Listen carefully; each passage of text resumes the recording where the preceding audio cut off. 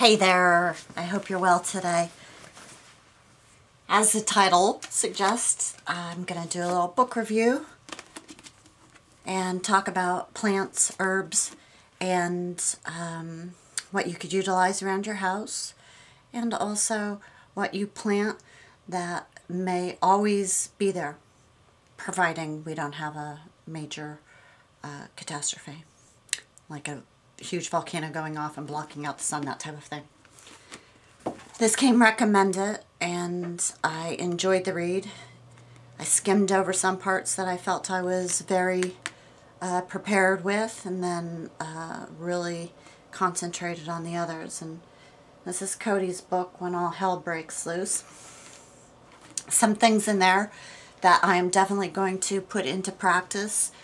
Over the summer, I'm going to try to catch and roast some grasshoppers and maybe even eat a mouse or two. So we'll let you know how that turns out. This came highly recommended from a fellow YouTuber, TimWalkingBear. He has way more in the field and years of experience, practical, and preparing medicinal tinctures and teas of all types. And this is Peterson's Field Guide series, and this is Eastern and Central Medicinal Plants and Herbs. And so I've been spending some time going through this and cross-referencing it with my tea book, because I have purchased a few teas for common ailments that I thought I should have on hand.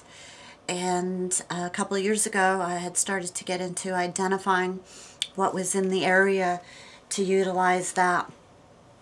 And on a previous video, I had talked about wild edibles and how important it is to know what you're doing. And basically, I did the field test to make sure that I wasn't going to have a skin reaction, and you know, to know what I could nibble on. I grew up in the forest, and I knew where all of the nut trees and berry bushes and that type of thing had been, but they were time tested by the family in previous generations. And then I had moved to a different region, and I just wanted to make sure I wasn't going to have a strong reaction to anything. And thank goodness the family, it doesn't really have allergies and that type of thing that runs in there. But anyway, so I wish the book was bigger and had more detailed photos. So anything I'm really interested in, while the computer is up and running, I'm going to print off some larger pictures, make some notes, and which brings me to the topic of thinking that things are always going to be there. And a lot of people have Plan A and Plan B. And I have Plan C and D and E. And Cody says, oh, you know, keep your, excuse me, my throat's drying up. Keep your emergency preparedness plan simple. Well, they're all relatively simple. And after reading his book, I'm even more sure of my common sense, because many of these things, without reading or researching, I had already been incorporating into the preparedness lifestyle. So I want to have hard copies around. So both of these books had been purchased used for under $20 and can save your life. So they're an invaluable source of information. And so I like that, like I said, seed to seed. I wouldn't recommend anybody try seed saving and have a pure seed stock without having a resource like that. And then cross-referencing this medicinal plant with the 20,000 secrets of tea and how to use the herbs that you're growing, and for the more common things that your family has problems with. And the one that is off, you know, I've talked about it just very quickly, was the thyme, because the kids get stuffed up noses and coughs. So I make a tea with that, and when the steam is a good enough temperature, you test it right here, because this is a very sensitive part of your body. When you could hold that over the steam, you could breathe it in and you put a towel over the bowl of steaming thyme water and it clears it out. But there's now I'm learning, you know, like caraway seeds that are in rye bread, and I always have those in the pantry, and the cumin and all of these things that are in a well-stocked pantry are medicinal if used properly. And many of the varieties, even though I've purchased a wide variety of herbs and flowers from reputable seed purveyors, they are growing, a lot of them are growing wild. They, you know, they're not indigenous. They came in from Europe and Asia and all over the place, and they've taken hold. But the problem with the wild ones is that people are over harvesting them before they get a chance to drop their seeds, and so that's one of the things I'm going to do in case, you know, the environment changes and the plants aren't there. You know, I'm so used to the cleavers and dandelion and plantain and all of this stuff just being everywhere. I'm going to collect the seeds this year. I'm going to make a habit of going out every couple weeks and collecting seeds to have that alongside the heirloom purchased. And the great thing about this is, because I had talked about it in the video earlier about wild edibles, is knowing what you're doing, because there are some very poisonous plants out there that look a lot like the non-poisonous plants.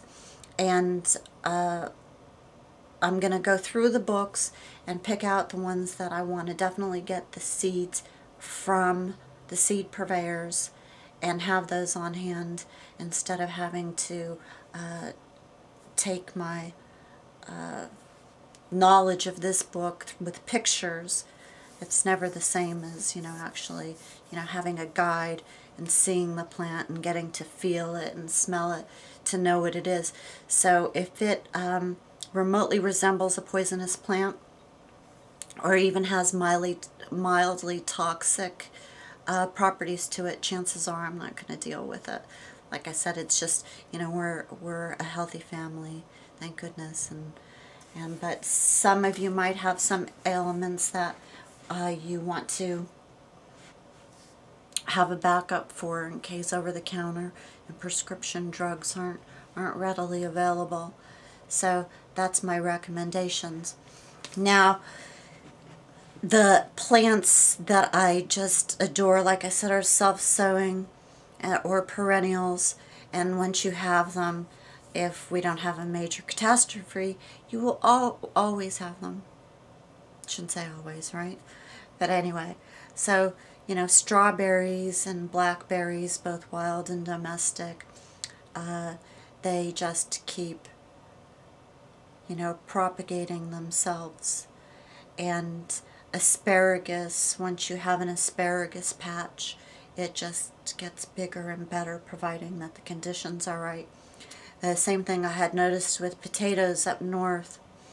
I wasn't at my property long enough here in South Carolina to see if the potato patch did the same thing. But for as thorough as I had gone through the potato patch, I had left some behind. So the potatoes would sprout again the following year. Same thing with the cress and arugula and lemon balm and mint and so many of these others that I had plant and let go to seed. There are volunteers all over the place. And sunflowers volunteered for me, the wild tobacco. Up north it was very common for us to have tomato volunteers that were coming out of the compost pile. And any place that you're doing seed collection and sifting it, there's also a good chance that you're going to have those plants sprout up. I had lettuce, I was in the shade in my driveway, and I had lettuce sprouting up in the cracks of the pavement because some of the seeds had gone. So that's, I think, what happens is so many people collect all of the plants, harvest all of the plants. So of course the plants aren't going to be there the following year. But when you're an heirloom gardener and you're a seed collector, all of the plants get a chance to go to seed. and most likely will drop. And fava beans, for instance, I planted those one season and had noticed that, that they had dropped a few. I missed a few when I was bundling the pods, and they were back up by themselves. And of course wildflowers, you know, a good patch of those, and they'll just keep on coming back. And so that's what I like to see, you know, the least amount of work and high yield. Alright, well there's my recommendations for the books. I hope you're well and starting to see signs of spring where you are. I know it's changing my attitude dramatically, so I'm going to go outside and get a little bit more sun. So I'll talk to you soon. Thanks for coming by. Thanks for the comments, and we're all learning together, so when you guys comment, it helps everybody else. So keep that coming, and I'll talk to you real soon. Ciao.